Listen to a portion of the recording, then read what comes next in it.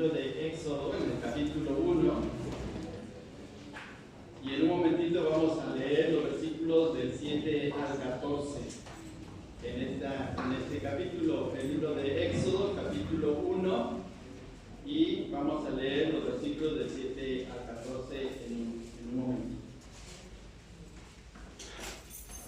En nuestro himnario, que tiene muchas melodías y muchos cantos, una enseñanza grandiosa, y muchos de los, propiamente casi el 99% están bien fundamentados doctrinalmente. Hay un himno, es el himno 154. No hablo su seminario, nada más quisiera mencionar una situación aquí. En el himno 154 hay una pregunta como título. Dice: ¿llevas solo tu carga? ¿Llevas solo tu carga? Y luego en la primera estrofa dice: ¿has tratado de llevar tu carga solo tú, solo tú?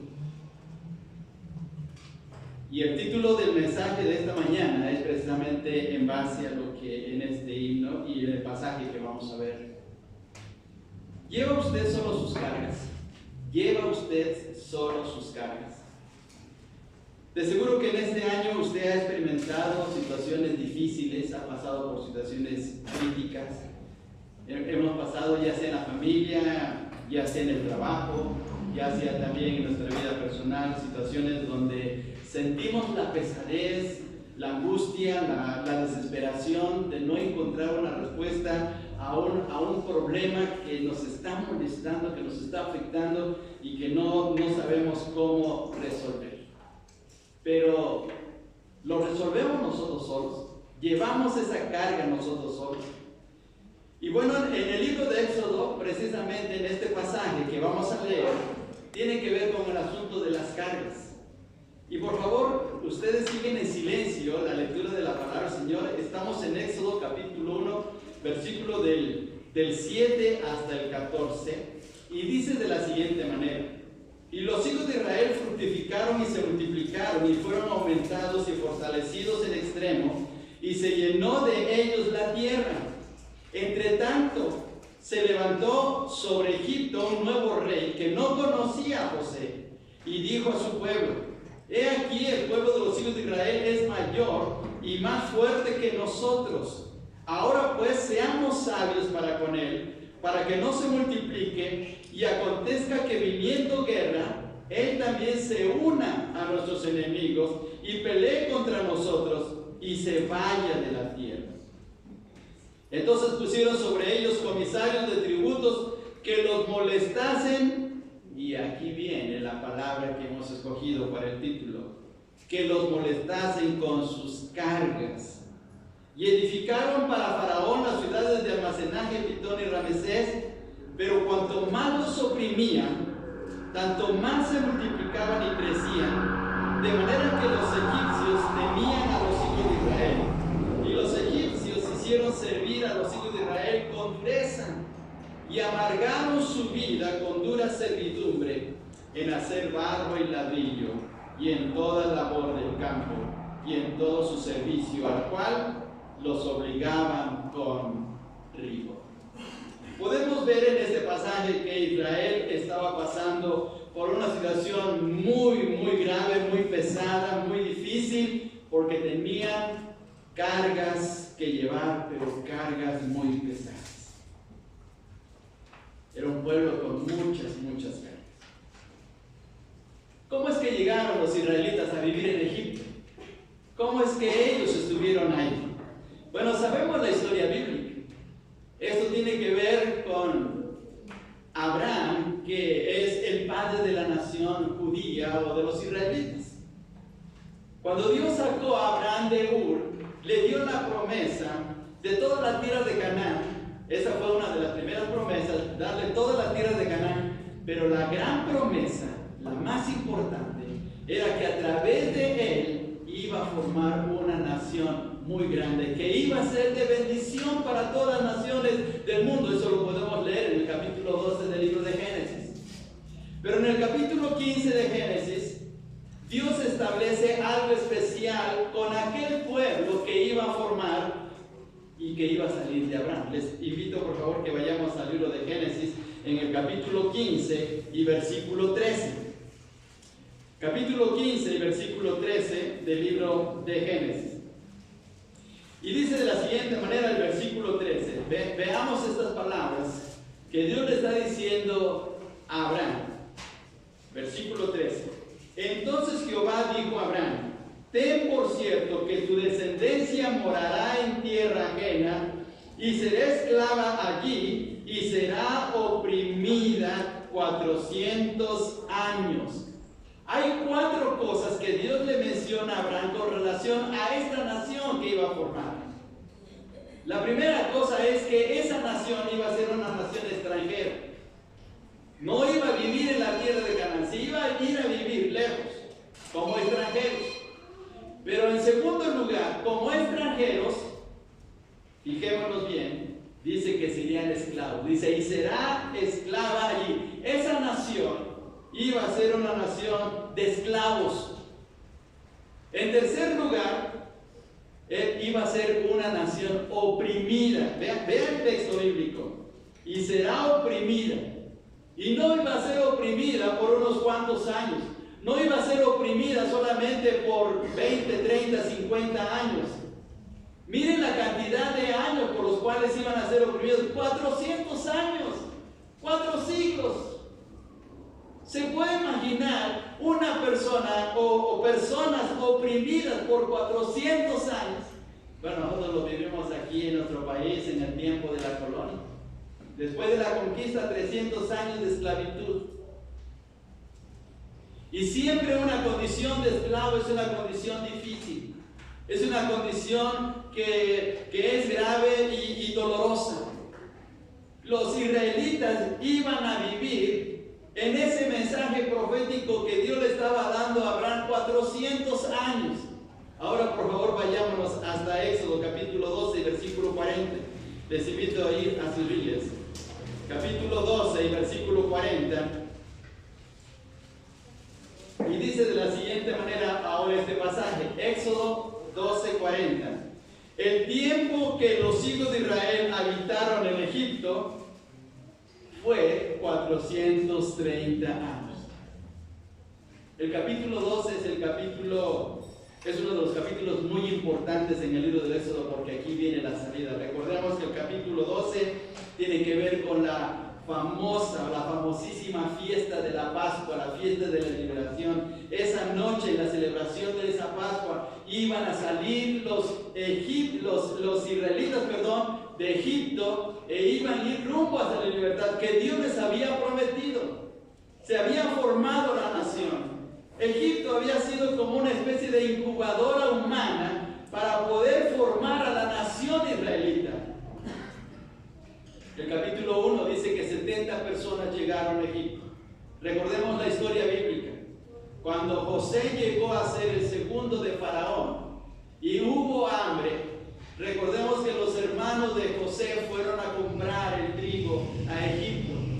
José no se había descubierto de sus hermanos. Ellos no lo reconocieron. Es más, José los hizo sufrir por un tiempo, porque habían sido malos con él. Lo habían echado en una cisterna, lo habían vendido con los madianitas, lo habían separado de su amado padre. Ahora José los estaba haciendo sufrir, no descubriéndoles quién era. Pero después de eso, José se hace notar quién era y manda a llamar a su padre. Y resulta que hablando José con el faraón, le dan a Jacob y a todos sus hijos, le dan la tierra de Gosén. Y ahí se establecen 70 personas. Con 70 personas Dios forma una nación grandiosa que hasta la fecha, ahí están los judíos. Ahora se les llama israelíes. Primero se les llamó israelitas porque venían de Israel. Después se les llamó judíos porque eran procedentes de la tribu de Judá. Ahora se les llama israelíes. Pero Dios hizo esta nación. 430 años vivieron en Egipto, pero en las condiciones condiciones en que ellos estuvieron fue muy grande. Porque Dios se lo había dicho a Abraham, esa nación donde van a vivir los va a oprimir, van a ser un pueblo de esclavos. Ahora volvamos al capítulo 1, por favor. Capítulo 1. Dice de la siguiente manera en el capítulo 1, y vamos a leer, por favor, el versículo 7. Y los hijos de Israel fructificaron y se multiplicaron y fueron aumentados y fortalecidos en extremo y se llenó de ellos la tierra. Este pasaje, este versículo, es el cumplimiento de lo que Dios le había dicho a Abraham. En el capítulo 17 del libro de Génesis, no lo vamos a leer, pero en el capítulo 17 de Génesis, Dios le dice a Abraham, mira las estrellas, cuenta si puedes las estrellas, porque así va a ser tu descendencia, como las estrellas del cielo, van a ser innumerables. Y aquí está el cumplimiento. Se ha cumplido en que Dios ha formado una nación. Veamos por favor la frase final del versículo 7. Y se llenó de ellos la tierra, es decir, la tierra de Egipto.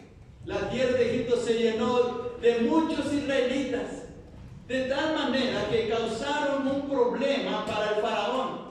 El faraón que estaba reinando en ese momento era un faraón totalmente diferente al faraón que había conocido a José.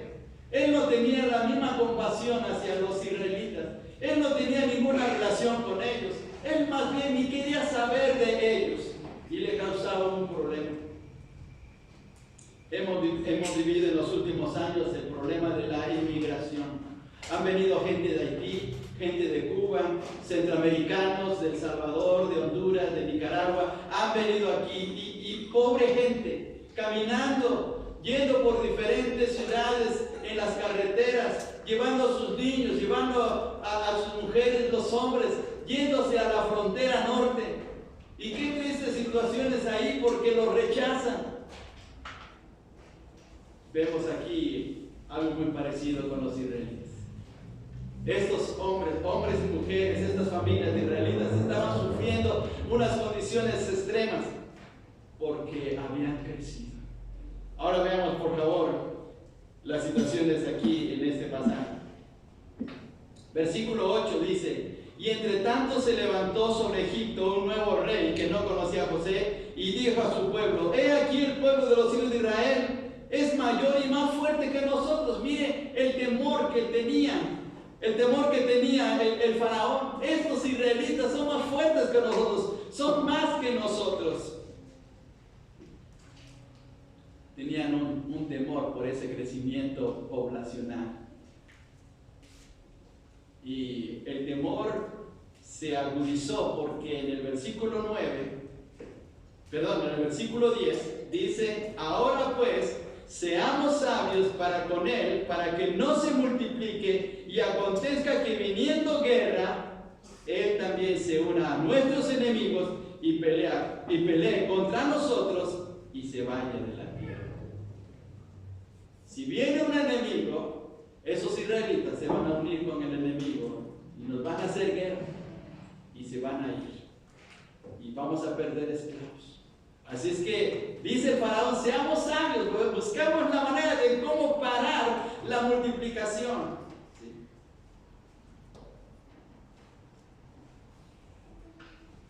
En China, después del movimiento comunista, se empezó a exigir a las familias chinas que no tuvieran muchos hijos. Y no sé hasta la fecha cuántos hijos solamente puede tener una familia, pero creo que nada más hasta 2, no pueden tener más. Ustedes saben que la mayor población del mundo está con los chinos y se les ha prohibido en las familias.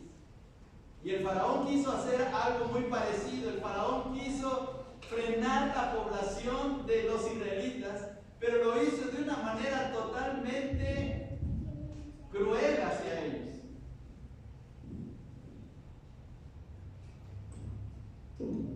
El faraón tomó medidas muy duras contra ellos. No les prohibió que no tuvieran hijos, más bien quiso sacrificar a todos los niños varones.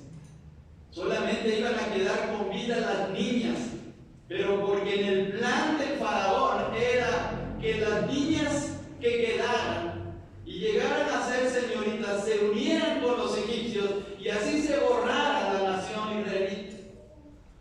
Quería borrarlos, quería desaparecerlos, fusionándolos con ellos mismos. Pero a todos los varones iban a ser sacrificados.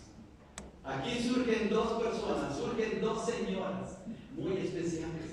Es una cosa muy increíble que Dios a través de la historia utiliza personas, aunque no son judías o israelitas, pero Dios las utiliza para bien de su propio pueblo. Por favor, veamos más adelante.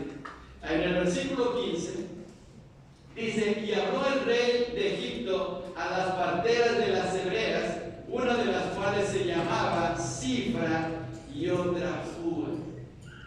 ¿Por qué aparecen esos nombres de esas dos señoras? De esas dos señoras que se dedicaban pues al alumbramiento de los niños hebreos. Porque ellas hicieron algo muy especial. Cifra y Fua no cumplieron con la orden del faraón. Les cayó muy extraño, o pensaron que no era lo correcto y no siguieron con el mandato del faraón. Perdonaron, o mejor dicho, ayudaron a las mujeres judías o hebreas, israelitas, a que pudieran tener sus hijos y no los denunciaron. Es una cosa muy especial que los nombres de estas mujeres, porque estas mujeres eran egipcias, Cifra y Fua, sus significados de sus nombres son muy especiales. La palabra Cifra, o el nombre Cifra, significa hermosura, y Fua significa resplandor. Estas dos mujeres, en el temor de Dios, cuidaron de esos niños. Y fijémonos bien, por favor, en el versículo 18 dice de la siguiente manera, versículo 17, perdón. Pero las parteras temieron a Dios y no hicieron como les mandó el rey de Egipto, sino que preservaron la vida a los niños, pero los niños varones. Y el rey de Egipto hizo llamar a las parteras y les dijo: ¿por qué habéis hecho esto, que habéis preservado la vida a los niños? El faraón les reclamó: ¿por qué están permitiendo que sigan los nacimientos de esos niños?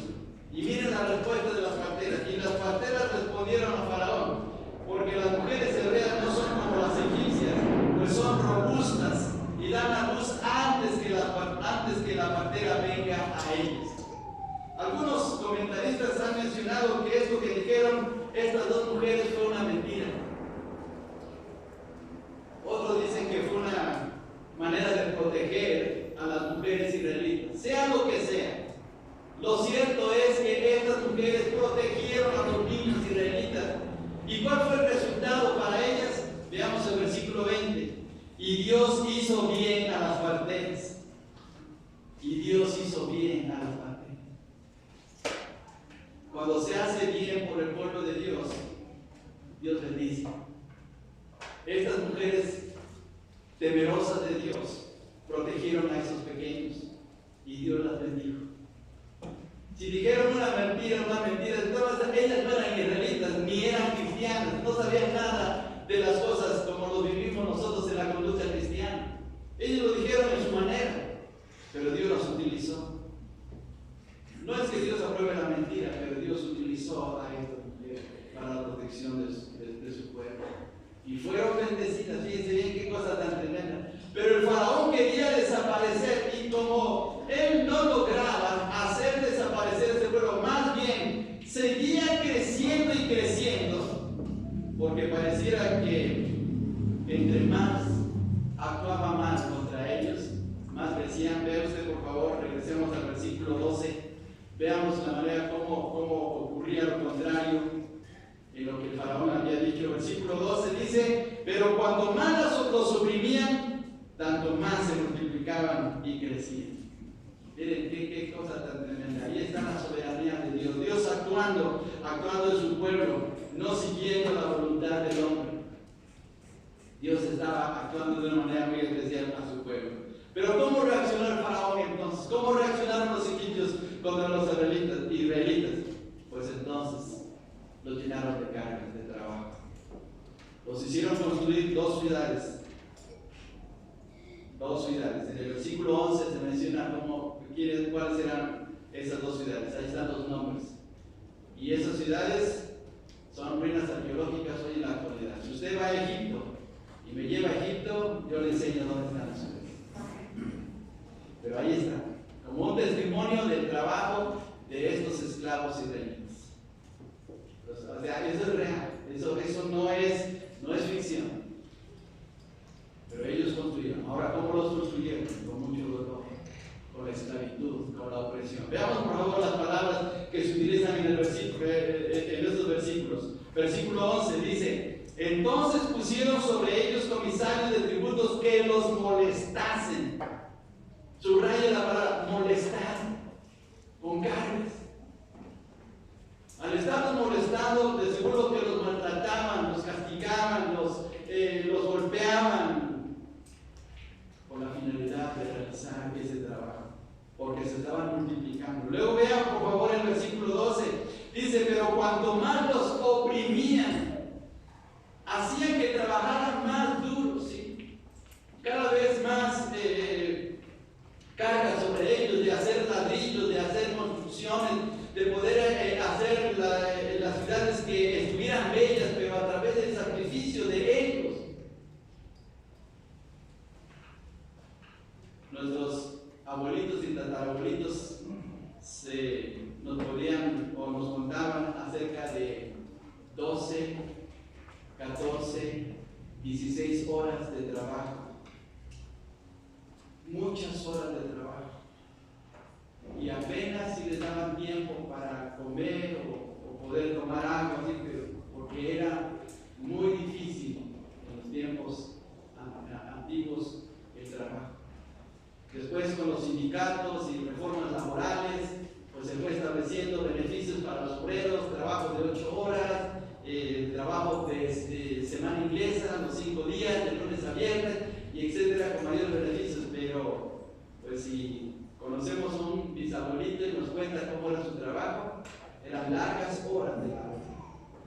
Los israelitas trabajaban horas incansables, horas duras, insoportables, porque los oprimían. Todavía veamos por favor el versículo 13. Veamos: los egipcios hicieron servir a los hijos de Israel ahora subraya esta palabra, dureza, con molestia, oprimiéndoles con dureza. Versículo 14: y amargaron su vida con dura servidumbre. Con dura servidumbre. Mire qué feo es esto. Y en la parte final dice: y todo su servicio al cual obligaban por rigor.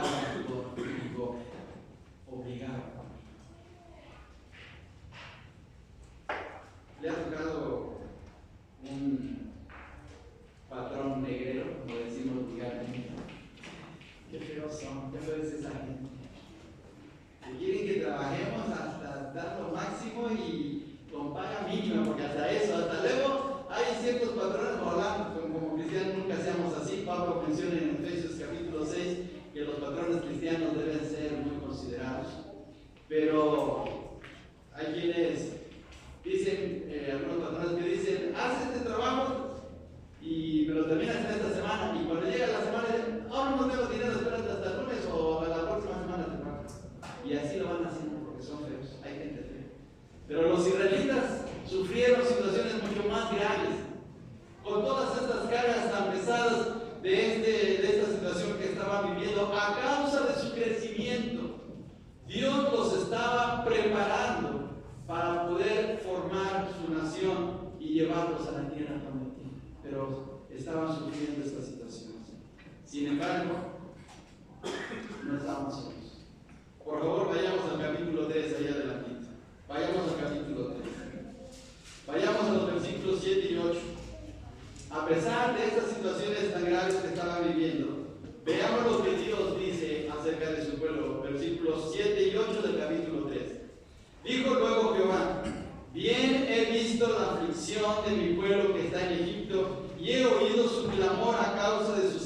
opresores, es decir, sus opresores, pues he conocido sus angustias. Y versículo 8, por favor subraya esta frase: y he descendido para librarlos de manos de los hijos. He descendido para librarlos. Así es que miremos en estos versículos cosas muy tremendas de Dios. En primer lugar, Dios ve nuestra aflicción. Dios ve la aflicción de su pueblo. Cuando su pueblo está pasando por momentos amargos, cuando en nuestras vidas, en nuestras familias, hay situaciones muy críticas por causa del enemigo, por causa del mundo que nos está oprimiendo, Dios lo ve y no lo pasa por alto.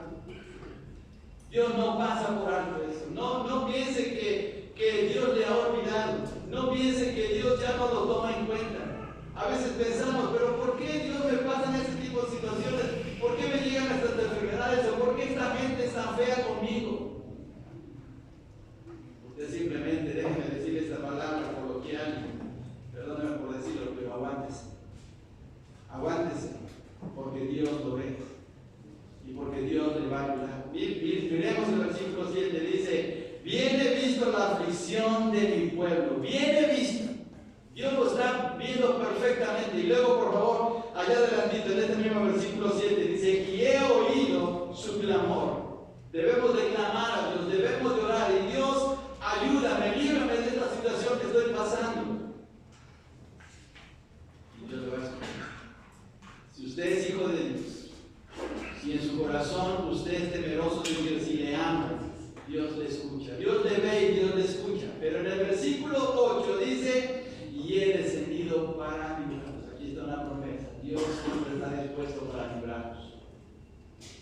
Porque Dios no nos deja tirados en el camino. No importa quién sea. El faraón era muy poderoso. Egipto era la nación más poderosa del mundo en ese momento. Pero había alguien todopoderoso por encima del faraón y de los egipcios. Ahí estaba Dios, mirando a su pueblo, como lo está en este momento. Dios sabe lo que hay en su corazón. Dios sabe si está pasando por una carga. Dios sabe si está pasando por una situación angustiosa. Si está siendo oprimido por algo que le ha llegado en esta semana y usted no sabe cómo poder resolver esta situación, pero Dios lo ve y Dios le escucha y Dios le va a librar. Y el versículo 17, por favor, dice de la siguiente manera. Vayamos ahí en el capítulo 3, versículo 17. Y he dicho: yo os sacaré de la aflicción. Yo os sacaré de la aflicción. Dios le va a sacar. Ahí está la promesa. Y dice 4 cosas tremendas de Dios actuando a favor de su pueblo. Dios ve, Dios escucha, Dios promete librarnos y Dios nos saca, Dios nos libra. Y es lo que hizo el Señor. 400 años fueron muchos años. A veces decimos, bueno, ¿por qué esta semana ha sido tan difícil? Pero es una simple semana. A lo mejor Dios quiere hacerle pasar 1 año o 10 años. ¿Se imaginan? 10 años de aflicción. Pero aquí los israelitas sufrieron 400 años. Pero Dios está ahí pendiente. Porque Dios no le va a abandonar. Miren qué bendición tan grande del Dios que tenemos a nuestro favor. Los israelitas se habían olvidado por un momento de su Dios, pero ahí estaba presente y Dios estaba actuando de una manera tan grandiosa a favor de ellos, en medio de sus molestias, de sus opresiones, de sus amarguras. Pero por favor regresemos al capítulo 1 y versículo 14. La primera palabra que aparece después de la conjunción y dice: y amargaron su vida. A veces nos sentimos así amargados o andamos amargados por todo lo que nos está pasando. Se nos va un hijo de la casa, tenemos problemas económicos, en el trabajo hay mucha presión, en la iglesia ya no nos estiman como debe ser y nos llenamos de amargura. Pero ¿sabe qué? Dios está por encima de todo eso. Dios está siempre al tanto y nos ve, nos escucha, nos libra. Miren qué bendición. Hermano Johnson, misionero allá en la región huasteca, siempre tenía una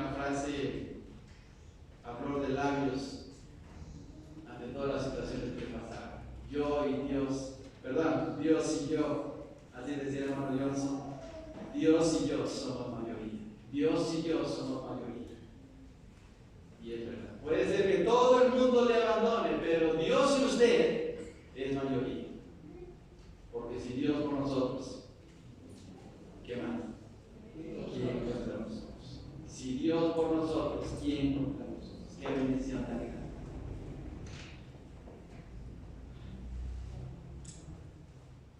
El faraón actuó de una manera muy malévola. Aquí encontramos el primer personaje dentro de la historia, y especialmente dentro de la historia judía, el primer hombre antisemita. ¿Qué es un antisemita? Pues es una persona que es o que odia todo lo que tenga que ver con lo judío, con lo que tenga que ver con Israel. Es un antisemita. En uno de los estudios que tuvimos apenas el día martes, estudiando el libro de Esther, veíamos acerca de Amán. Amán también que quiso destruir a los judíos. Y a través de la historia ha habido hombres que han querido destruir al pueblo de Dios. Y hablando en el sentido de historia contemporánea, podemos pensar en Hitler, pero también Stalin, también Mussolini y también otros hombres que también han actuado en contra del pueblo judío. En el tiempo de la conquista de España a América, los judíos fueron expulsados también de España por la reina Isabel y por el rey Fernando. Así es que en todos los tiempos ha habido gente que ha estado en contra del pueblo judío, pero Dios ha protegido su pueblo, como también nos protege a nosotros que somos sus hijos. Miren qué bendición. Ahora veamos, por favor, veamos esta situación. Ya vamos a terminar. En el versículo 17 del capítulo 3 de Éxodo, por favor, regresemos otra vez a este pasaje. Capítulo 3, versículo 17, dice de la siguiente manera. Versículo 17. Y él dijo: yo sacaré de la aflicción de Egipto a la tierra del Cananeo. Yo os sacaré de la aflicción de Egipto a la tierra del Cananeo. Dios iba a cumplir su palabra. Lo que había dicho Abraham, aun cuando el tiempo había sido muy largo, Dios iba a cumplir esa palabra tan grande, tan especial. Y ahora, regresando al versículo 8 del capítulo 3, veamos esta promesa. He descendido para librarlos de manos de los hijos. He descendido. Dios desciende. Dios toma las riendas de la historia, de las circunstancias, de las situaciones que hay para venir a librarnos. Y en el sentido nuestro, como hijos de Dios, como cristianos, hay alguien que descendió del cielo para librarnos también. Y ese es el Señor Jesús. Juan capítulo 1 y versículo 14 dice: y el Verbo fue hecho carne y habitó entre nosotros. Y el Verbo fue hecho carne y habitó entre nosotros, y vimos su gloria, gloria como del Padre, lleno de gracia. Así es que descendió Jesús para librarnos. Las cargas que llevamos en nuestro corazón, las aflicciones, las tristezas, las angustias, las situaciones que nos hacen vivir mal, que nos son molestas, que constantemente están afectando nuestra vida y que no sabemos cómo salir adelante. Cristo vino para librarnos. Pero especialmente una carga que era imposible quitarnos de nuestro corazón, de nuestro cuerpo, de nuestra vida, la carga del pecado. Jesús vino para librarnos. Y miren qué bendición, porque Él cargó nuestra carga. Él llevó nuestros pecados hasta la cruz. Hay un libro cristiano que fue escrito en una prisión, propiamente fue escrito en Inglaterra, en una ciudad que se llama Belfast, en la prisión. Y ese libro es mundialmente conocido. Es un libro que ha perdurado a través de los tiempos y ha sido leído por millones de personas. Ese libro, tal vez usted lo ha leído, se llama El progreso del peregrino. Fue escrito por un pastor llamado Juan Bunyan, ahí en la prisión. En este libro se narra la historia de un personaje al que Juan Bunyan le llama Cristiano. No Cristiano Ronaldo, no el jugador de Portugal, no, Cristiano, así le llama. Y Cristiano tenía un serio problema en su vida espiritual, tenía una carga pesada que no podía quitarse. Le dijo a su familia que tendría que irse para buscar la solución y poder librarse de esa carga. Y fue consultando a diferentes personas hasta que por fin alguien le indicó el camino a seguir. Y en el libro de Juan Bunyan se menciona que iba de camino hacia una colina, iba de camino a un cerro, y conforme se iba acercando empezó a ver algo muy especial en lo alto de aquella colina. Era una cruz. E iba caminando con su pesada carga Cristiano hasta que por fin llegó a la cruz y observó que en esa parte alta de esa colina estaba la cruz y había un sepulcro en la parte de abajo. Cuando él llegó y se arrodilló ante la cruz, aquel bulto, aquella pesada carga se le cayó de su espalda y empezó a rodar y cayó en ese sepulcro. Cristiano se sintió liberado y nunca más volvió a tener esa pesada carga. Bajó a ver el sepulcro para ver dónde estaba aquella carga que ella había tenido y había desaparecido. Y lo que Juan Bunyan está diciendo de una manera muy especial en esa metáfora es que cuando llegamos a los pies de Jesús, todas nuestras cargas ahí son quitadas al confiar en Él. Todas nuestras cargas, porque Él las llevó. Isaías capítulo 53, versículo 6 dice de la siguiente manera. Isaías capítulo 53 y versículo 6 dice así. 53, 6 de Isaías: todos nosotros nos descarriamos como ovejas, cada cual se apartó por su camino. Pero mire, mas Jehová cargó en él el pecado de todos nosotros y lo llevó a la cruz. Así es que la pregunta de esta mañana del mensaje es: ¿lleva usted solo sus cargas? Si usted lleva solo sus cargas, se la va a pasar así toda la vida y así se va a ir a la tumba. Pero si usted va al pie de la cruz, si usted va ante Jesús y le dice: Señor, lleva mi carga, Él lo va a hacer. Y Él va a quitar la opresión, y va a quitar la amargura, y va a quitar la molestia de esa carga. Porque Él ha dicho de una manera contundente: venid a mí todos los que estáis cansados y cargados, y yo os haré descansar. Mateo 11:28. Venid a mí. Volviendo otra vez a la letra de nuestro himno, miremos las palabras que escribió el autor de este himno. Has tratado de llevar tu carga, solo tú, no sabiendo que tendrás ayuda si acudieres al Señor Jesús. Y el coro dice: si tengo cargas que solo debo llevar, paciente las alzo y acudo a mi Señor. Si tengo cruces que nadie puede cargar, su ayuda siempre mi Señor me presta con amor. Su ayuda siempre el Señor me presta con amor. Así es que usted, en esta mañana, si tiene una carga, por muy pesada que sea, y las pone al pie de la cruz y le dice: Señor, libérame, líbrame, Él lo va a hacer. Porque Él nos está invitando: venid a mí todos los que estáis cansados y trabajados,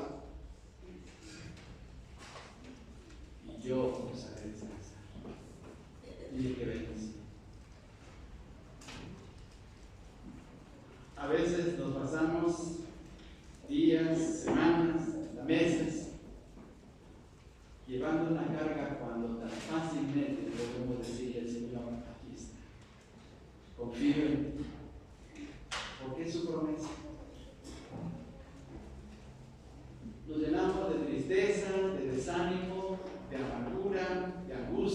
de temores y tantas cosas más, porque no aprendemos a descargar todo lo que traemos en las manos de Dios.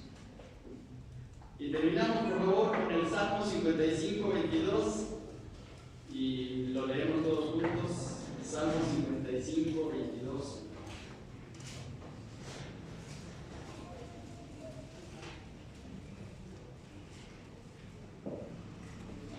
Salmo 55, 22. Lo leemos todos juntos. Dice de la siguiente manera, todos juntos. Echa sobre Jehová tu carga, y él te sustentará. No dejará para siempre caer. El consejo de Dios. Echa sobre mí. No importa cómo sea, no importa cuán pesada sea, no importa cuán difícil se vea en el mundo, nada es imposible para Dios. Trae tu carga y ponla a los pies del Señor, y Él te dirá. Si usted no tiene al Señor Jesucristo como su Salvador personal, acéptelo. Acéptelo, dígale al Señor, Señor, te entrego mi corazón. Yo sé que hay muchos pecados y cosas que he hecho que no están bien y que me afectan y me lastiman y me llevan a vivir mal delante de ti, pero por favor, Señor, toma mi corazón. Te acepto, te acepto. Ven a mi corazón. Yo sé que moriste por mí en la cruz. Perdona mis pecados. Pero ven a mi corazón. Y si usted ya aceptó al Señor Jesús, pero y sigue viviendo con su carga, con mucho más razón dígale al Señor, Señor, aquí está lo que me está molestando. Y Él ha prometido, porque así lo dice Él, y su palabra es verdad y autoritativa. Venid a mí todos que estáis trabajados y cargados, y yo os haré descansar.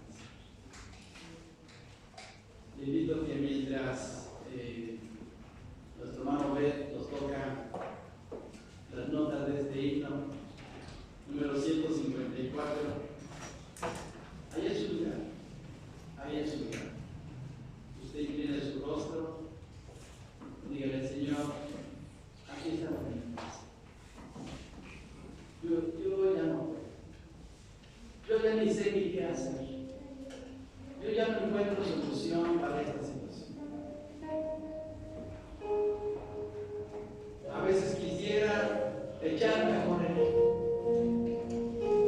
Quisiera alejarme de todo el mundo. Pero hoy reconozco que solo tú me puedes dar. Señor, te entrego mi carga. Dígale eso, Señor. Señor, te entrego mi carga.